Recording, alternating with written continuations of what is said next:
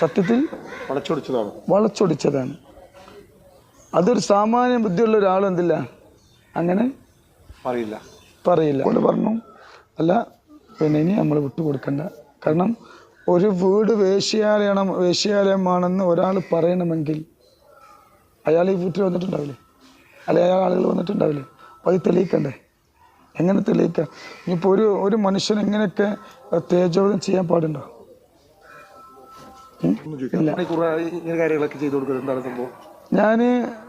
എനിക്ക് എല്ലാവരും ഉണ്ട് എൻ്റെ കൂടെ, ഹിന്ദുക്കള് മുസ്ലിങ്ങള്. ഇപ്പം ഞാനൊരു ഹിന്ദുവിനൊരു വീട് വെക്കുന്നുണ്ട് ഇവിടെ, താഴമ്പലുണ്ട്.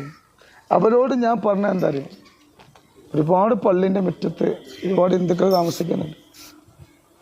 അപ്പം അമ്പലത്തിൻ്റെ അടുത്ത് ഞാൻ താമസിച്ചാലെന്ത് എന്താ പ്രശ്നം?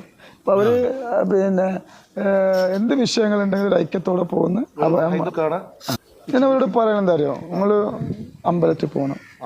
ഞാനവിടെ പറയുന്നത് എന്താ അറിയോ, പ്രാർത്ഥനയേക്കാൾ വലിയൊരു മരുന്ന് ദൈവം കണ്ടുപിടിച്ചിട്ടുണ്ട്. അതുകൊണ്ട് എന്ത് ചെയ്യണം, നിങ്ങൾ ആശുപത്രിയിൽ പോയി ഡോക്ടറെ കണ്ടാലും അമ്പലവുമായി നിങ്ങൾ എന്ത് ചെയ്യണം, ബന്ധം വേണം.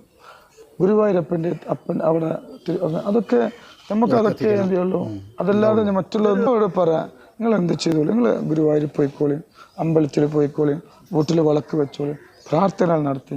അതിനേക്കാൾ വലിയൊരു മരുന്നെന്തില്ല, നമ്മളെ കയ്യിലില്ല, നമ്മുടെ കയ്യിലില്ല എന്നാണ് പറയുന്നത്.